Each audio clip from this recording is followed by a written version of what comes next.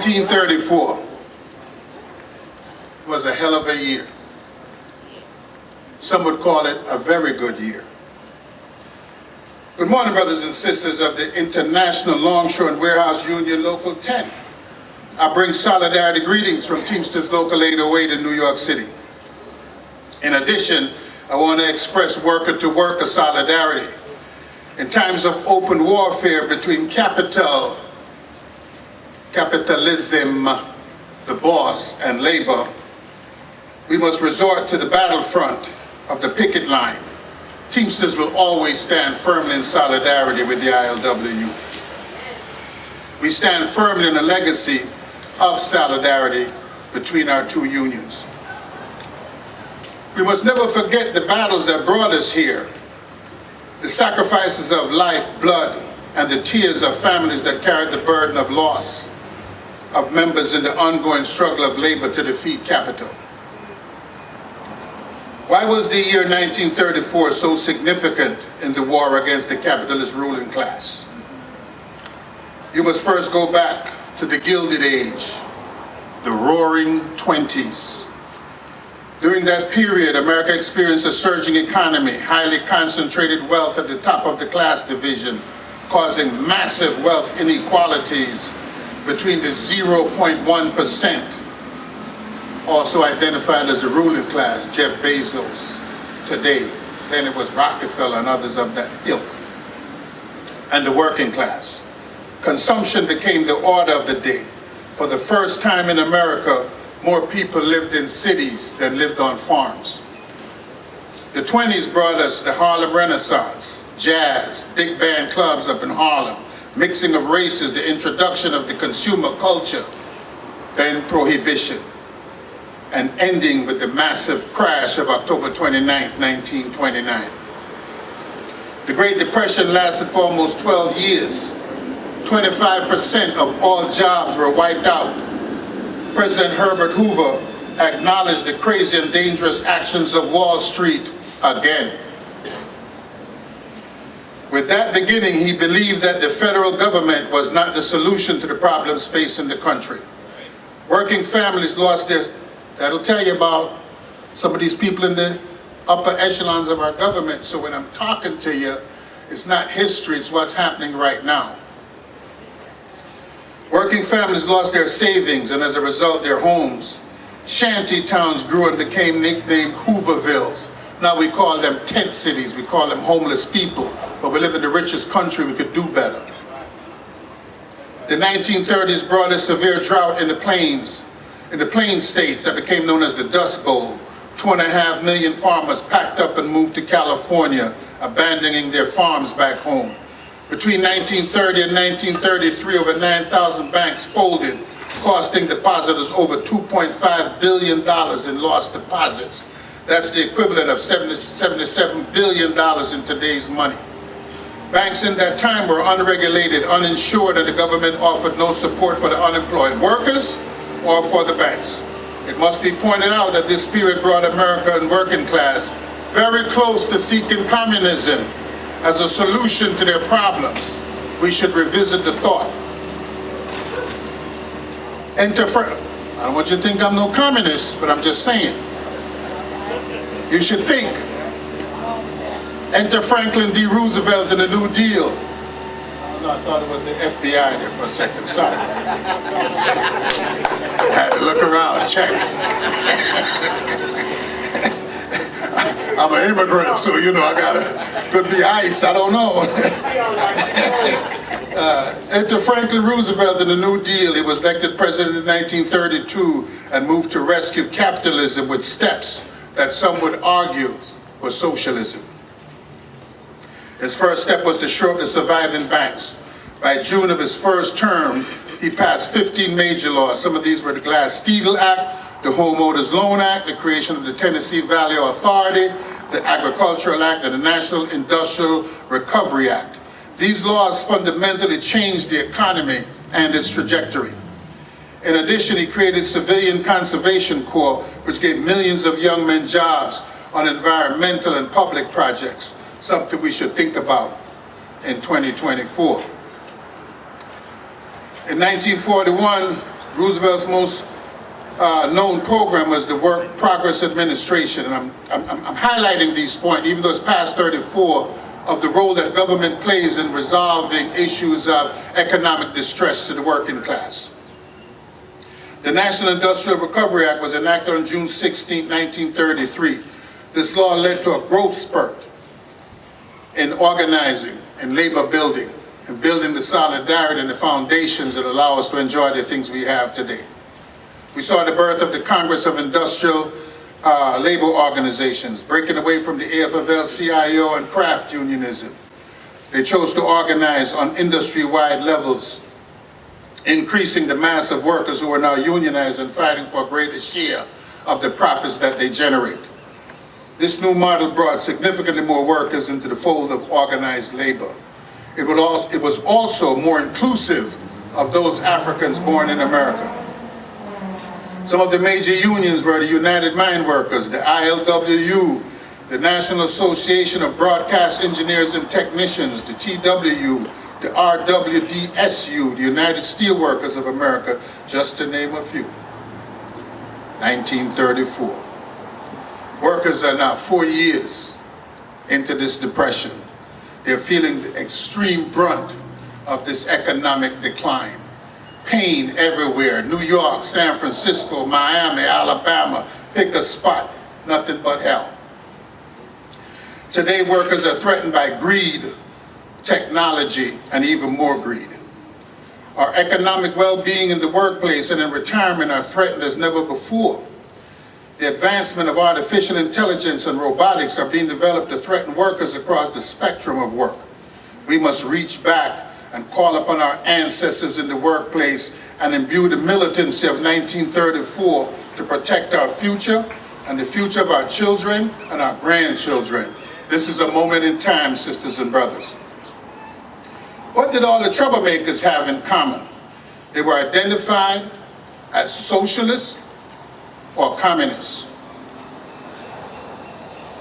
There were three great events that created the momentum for labor's advancement that carried us well into the mid-1960s. The first one was the Toledo Auto Light Strike, which started on April 12th and ended on June 3rd, 1964. They made generators and later on batteries and stuff like that for the automobile industry. The workers were organized by the American Federation of Labor in what was then identified as federal labor unions. These were unions that were not affiliated with a specific union, just organized under the umbrella. The strike was most notable for a 5-day running battle between 10,000 strikers and 1,300 members of the Ohio National Guard. For those of you that back the blue, just remember when you're on that picket line where the blue is going to be.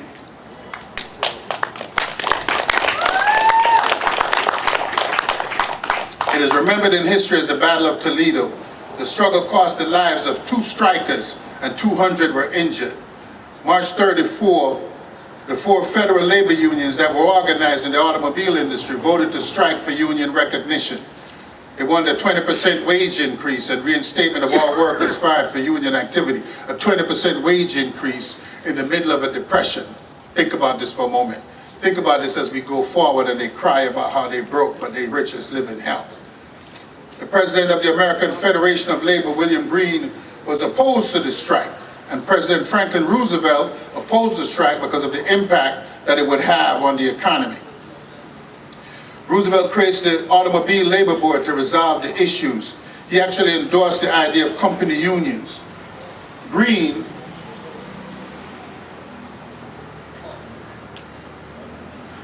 thank God we have local unions. Yeah.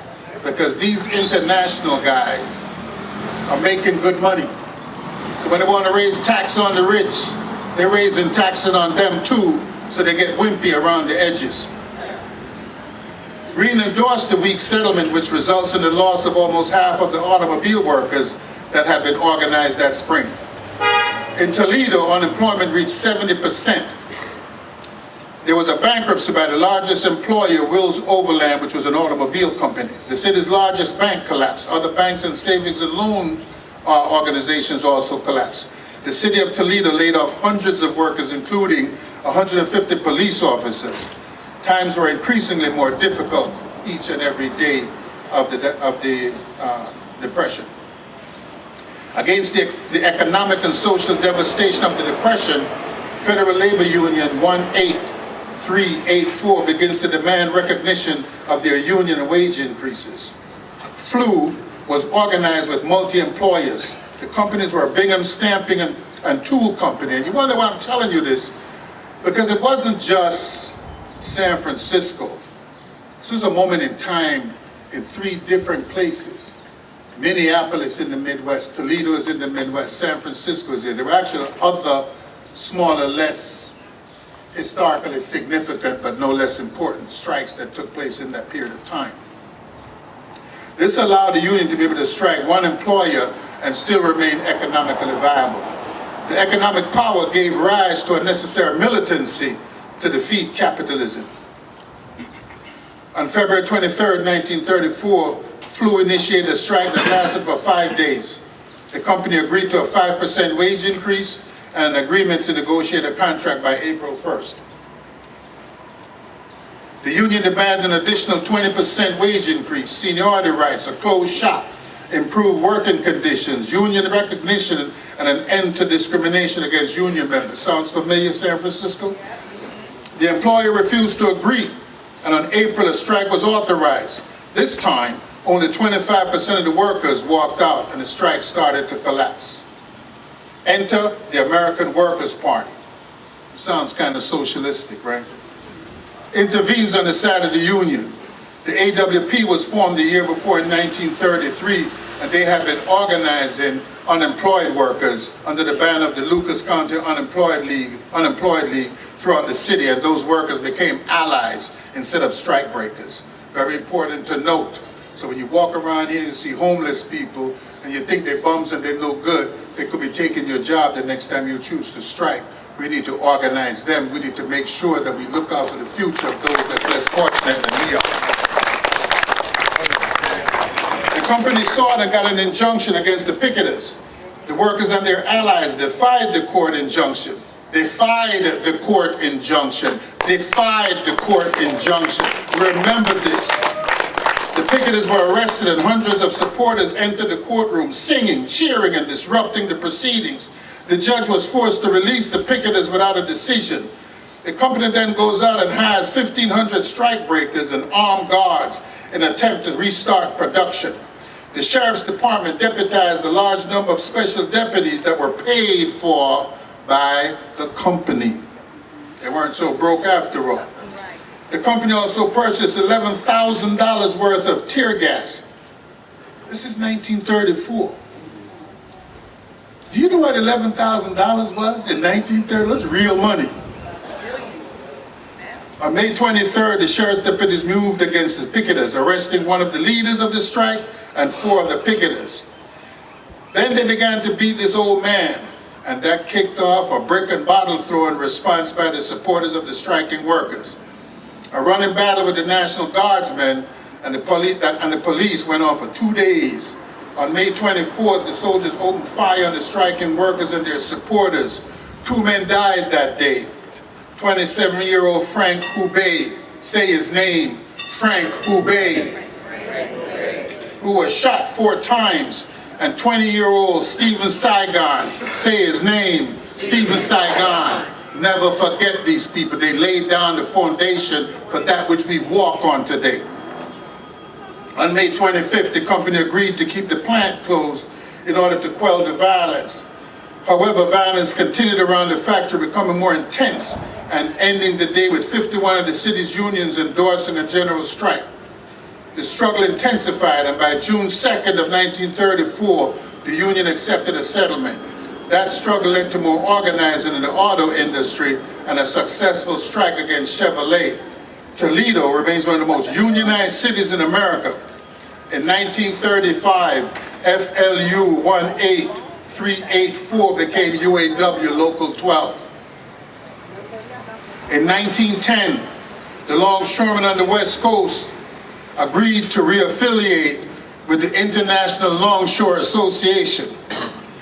They had agreed to re-affiliate on condition that they would remain and retain full autonomy within the ILA. Lost my train of thought. Hey, since 1934 till now, the ILA still haven't learned the importance of a coast-wide contract. Right. How many years you need to see the impact of what happened here and what's happening there for you to figure this out? Just saying.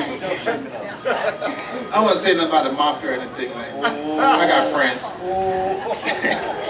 The strike was called by the Autonomous Pacific Coast District, let's be very clear, of the ILA.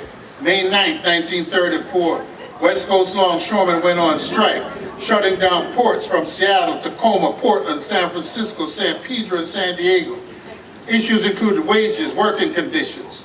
The workers wanted $1 an hour, a 6-hour workday, and a 30-hour work week. Do you know how revolutionary that was? Equally important, we wanted to end the shape-up system and create a union hiring hall. The Embarcadero had become known as a slave market. The strike lasted 84 days. By May 13th, Teamsters refused to handle any work on the docks in San Francisco, Oakland, Seattle, and LA. May 13th saw sailors, firemen, cooks, stewards, masters and mates, and pilots all joining the strike. On May 15th, not one ship moved. International commerce on the West Coast was shut down. The employer group called the Industrial Association of San Francisco and other employer groups in the Pacific Northwest and LA joined in a plan to break the strike by force. I'm on time, so needless to say, that one failed. 2 workers died that day. But in between, you got this guy, Frank Ryan. Frank Ryan was known as known as King Ryan. Comes out here, negotiates this wimpy contract. It gets shut down. Hell bells break loose. And people went back on the picket line. Needless to say that 2 people died in that struggle, right here on the corner, shot down by the police. Shot down by the police. Shot down by the good goddamn police. One was Howard Sperry, say his name. Howard Sperry. Say his name. Howard Sperry. Nicholas Bourdois, say his name. Nicholas Bourdois. So anyway, I had to cut through a lot of paperwork here because I'm on time. So let's get to Minneapolis. So in Minneapolis, the Teamsters now have their moment in 1934. The coal drivers were organized under the leadership of Vincent Dunn, Carl Skoglund into Teamsters Local 574. When the coal operators refused to recognize the union, they went on strike. February 7th, 1934. The strike lasted 3 days when the bosses agreed to negotiate wages and working conditions. Following that win, the union went on to target the market district, which dealt in perishable goods. They targeted 11 companies demanding a closed shop, $27.50 per week, and overtime pay. The companies formed the Citizens Alliance, representing 166 companies. The companies refused to negotiate. My point, sisters and brothers, since I'm on borrowed time, is that that militancy built what was then became known as the National, damn it, these guys got me, I'm getting like Joe Biden.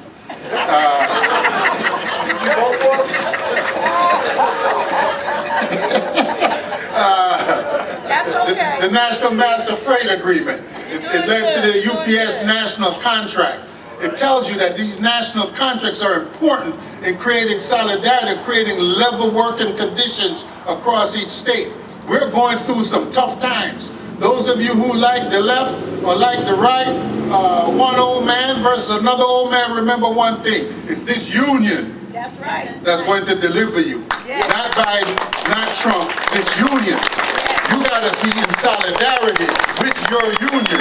You gotta get up, walk the picket line, stand up and support unemployed workers. fight for a living wage, not a minimum wage, but a living wage.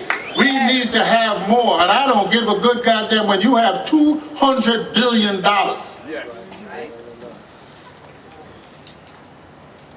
$1 billion is 1,000 million. Yes. He has 200,000 years of $1 million. No one needs that much money.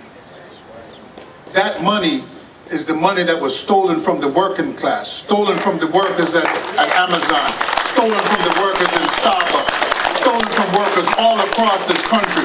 And we need to mobilize, energize, and not push back, but kick back, fight back. Amen. We need a workers' party. We need a workers' party. We will never be delivered by the Democrats. We will never be delivered by the Republicans. We will only be delivered by each other. Thank you very much.